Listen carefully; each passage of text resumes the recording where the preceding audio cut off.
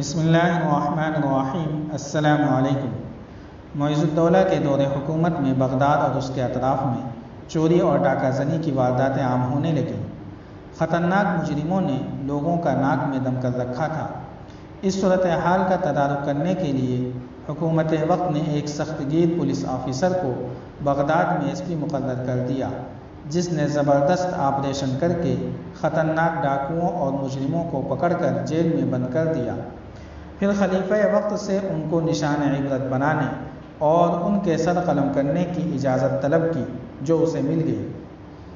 چنانچہ اس نے 20 ڈاکوؤں کو دریائے دجلہ کے پل پر سولی دینے اور انہیں قتل کرنے کے لیے جیل سے نکالا، اور پولیس کے ایک دستے کی نگرانی میں انہیں پل پر سولی کے تختوں پر جکڑوا دیا تاکہ عام لوگ ان کے حشر سے عبرت حاصل کریں۔ ابھی آدھی رات نہ گزری تھی کہ پولیس اہلکاروں اور تھانے داروں کی آنکھ لگ گئی اور وہ سو گئے۔ ان کی آنکھ اس وقت کھلی جب ایک مجرم کسی حیلے سے رسہ کاٹ کر چھلانگ لگاتا ہوا نیچے گرا اور اٹھ کر دوڑنے لگا۔ انہوں نے دیکھا تو اس کے پیچھے بھاگے، لیکن اس کی قسمت میں ابھی زندگی کے کچھ دن باقی تھے، وہ ہاتھ نہ آیا۔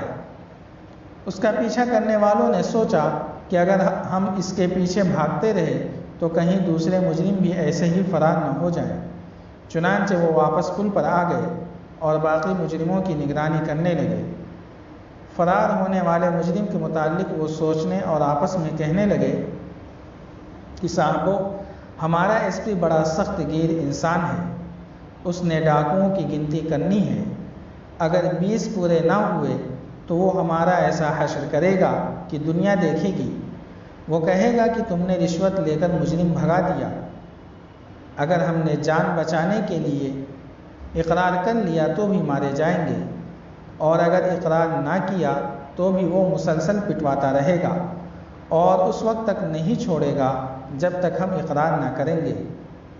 چنانچہ ان کی آپس میں یہ رائے ٹھہری کہ وہ خود بھاگ جائیں، مگر جائیں کہاں، ہر جگہ پکڑے جائیں گے۔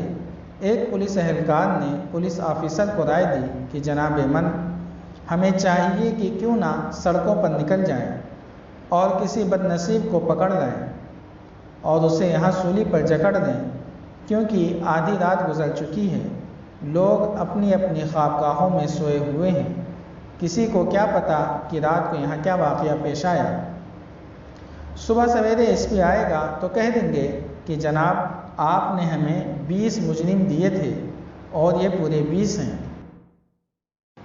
چنانچہ چند پولیس اہلکار سڑکوں اور گلیوں میں اپنا شکار ڈھونڈنے نکل پڑے اور چلتے چلتے پل عبور کر کے شہر کے مغربی حصے تک پہنچ گئے۔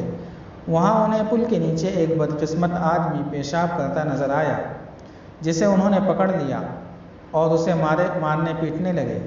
اسے یوں کھینچنے لگے جیسے قصاب بکرے کو مذبح خانے لے جا رہا ہو۔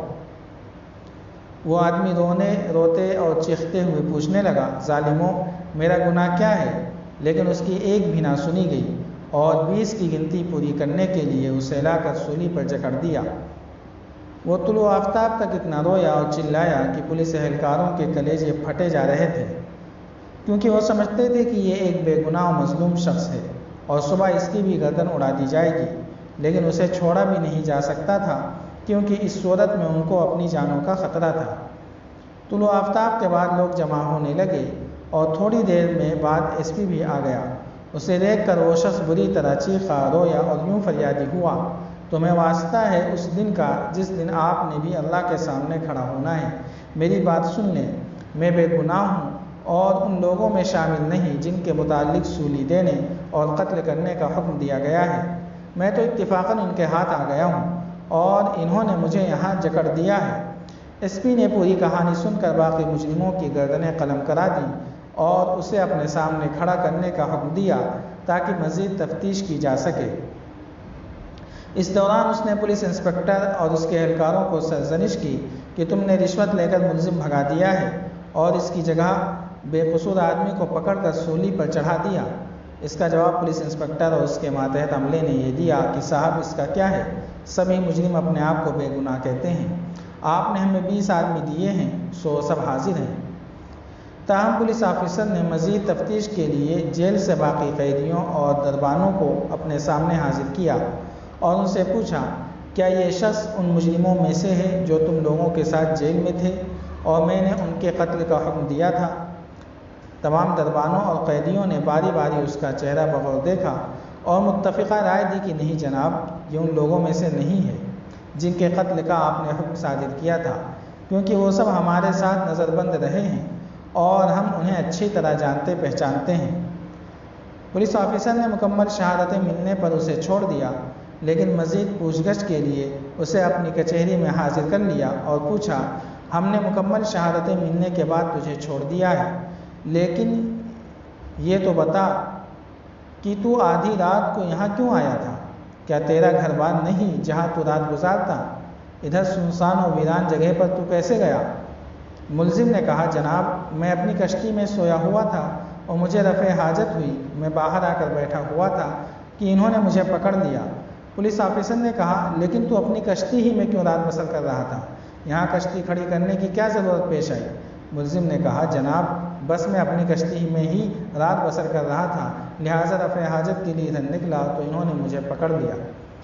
اس ایس پی کا طریقہ کار یہ تھا کہ تفتیش کے وقت ملزم کے پیچھے کوڑا بردار جلادوں کو یہ سمجھا کر کھڑا کرتا کہ جب میں اپنا سر کھجلاؤں تو ملزم پر پوری قوت سے کوڑا برسا دینا۔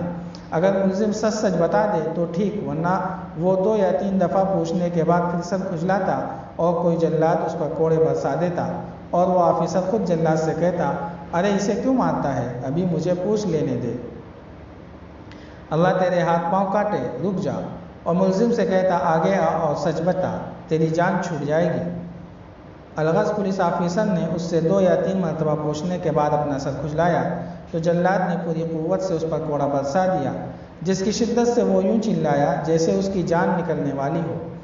ایس پی نے بظاہر جلاد کو ڈانٹ پلائی اور کہا، اس بے گناہ کو کیوں مارتا ہے، اللہ تیرا برا کرے، یہ تو سچ سچ بتانے والا تھا، رک جا، ارے آگے آ اور سچ سچ بتا تاکہ تیری جان جلدی چھوٹے اور تو اپنی راہ لے۔ ملزم نے کہا، اگر میں سچ سچ بتاؤں تو آپ اللہ کے نام پر وعدہ کرتے ہیں کہ مجھے امان مل جائے گی اور میرے ہاتھ پاؤں سلامت رہیں گے؟ ایس پی نے کہا، ہاں بالکل، سچ سچ بتاؤ۔ ملزم نے اپنی کہانی یوں بیان کی، صاحب، میں فلاں گھاٹ پر چلنے والی کشتی کا ملا ہوں۔ گزشتہ رات میں چاند کی چاندنی میں کشتی رانی کر رہا تھا کہ مجھے ساحلی محلے کی طرف سے آواز سنائی دی۔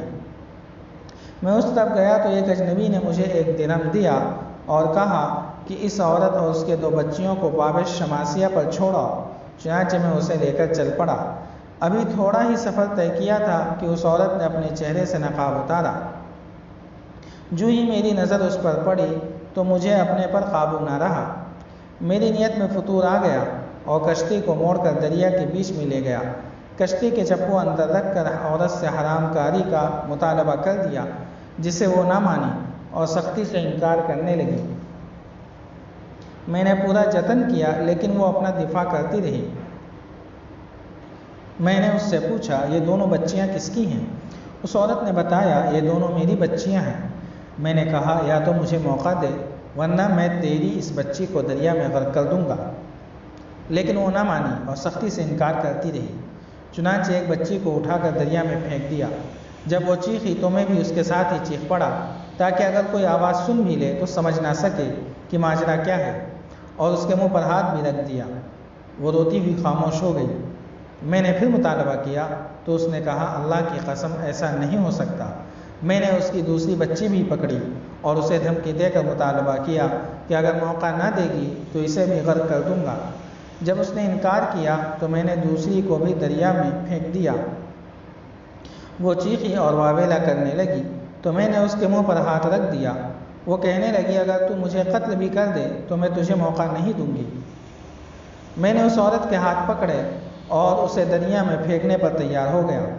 وہ ہمت ہار گئی اور اس نے ڈر کر اپنے آپ کو میرے حوالے کر دیا اور میں نے حرام کاری کی خواہش پوری کر لی۔ جب میں نے اپنی ہوس پوری کر لی تو دل میں خیال آیا کہ اب اس عورت کو اگر منزل مقصود تک پہنچانے جاتا ہوں تو یہ وہاں مجھے پکڑوا دے گی، اگر واپس لے جاتا ہوں تو بھی مارا جاؤں گا۔ خلاصی کی رائے یہی ہے کہ اسے بھی غرق کر دوں۔ चुनांचे मैंने उसके हाथ और पांव बांधकर उसे दरिया में फेंक दिया। फिर खतरा पैदा हुआ कि अब यहाँ रहा तो पहचाना जाऊँगा और वरसा मुझे पकड़कर पूछगछ करेंगे, तो सोचा कि कश्ती को किसी नहर में डालकर अंदरून शहर पहुँच जाऊँ और गायब हो जाऊँ। बस इसी तगोदों में मसरूफ़ था कि मुझे इस जगह पहुंचकर क़ज़ाए हाजत की मजबूरी आड़े आई और मैं कश्ती से निकलकर यहाँ क़ज़ाए हाजत से फारिग हुआ ही चाहता था कि इन्होंने आकर मुझे पकड़ लिया और इस फरार होने वाले डाकू की जगह सूली पर जकड़ दिया। बादियों नज़र में अगरचे ये शख्स बेकसूर पकड़ा गया था और इसकी आहों फगां को सुनकर पुलिस वालों के दिल पिघल रहे थे और सूली पर इसकी चीखों पुकार दरो दीवार को हिला रही थी, लेकिन रब्बुल आलमीन की बारगाह में ये संग दिल मुजरिम था। न मालूम इसने कितने बेगुनाहों को कत्ल किया होगा जिनका कोई कसूर ना था, और उस औरत की इज्जत पर डाका डाला जिस पर इसका कोई हक ना था। बज़ाहिर उन मज़लूमों का दादरस नज़र नहीं आ सकता था। पकड़ने वाले इरादतन इसे पकड़ने ना आए थे, लेकिन मज़लूमों की आहें अर्श इलाही से जा टकराती हैं और अल्लाह रब्बुल इज़्ज़त अपने जलाल की कसम खाकर कहते हैं कि मैं उनकी मदद करके रहूँगा, अगरचे कुछ देर बाद ही सही। अगर अल्लाह ताला चाहते तो उसी वक्त इस जालिम को अंजाम तक पहुँचा देते, लेकिन उसने दुनिया वालों को बताना भी होता है कि अपने पाँव पर कुल्हाड़ी मारने वालों का अंजाम यूँ भी हो सकता है, ताकि वो शरअ के अहकाम को मामूली ना समझें। एसपी ने जालिम की कहानी उसकी अपनी ज़ुबानी सुनकर तसल्ली दी और कहा, मेरे और तेरे दरमियान मामला कैसा था? जाओ सलामती के साथ। जब वो वापस पलट गया तो उसने उसे वापस बुलाया और कहा, नौजवान, तूने जाते हुए हमारे हक़ का भी ख्याल ना रखा कि हम तुझसे हलफ लें कि आइंदा ऐसा ना करना। वो वापस लौट आया तो पुलिस ऑफिसर ने कहा, पकड़ लो इस संगदिल जालिम को और इसका हाथ काट दो। जब पुलिस एहलकारों ने उसे पकड़ा और उसके हाथ काटने शुरू किए तो वो बोला, जनाब, तुम बदअहदी में मेरे हाथ काट रहे हो, ये तुमने मुझे अमान दी थी।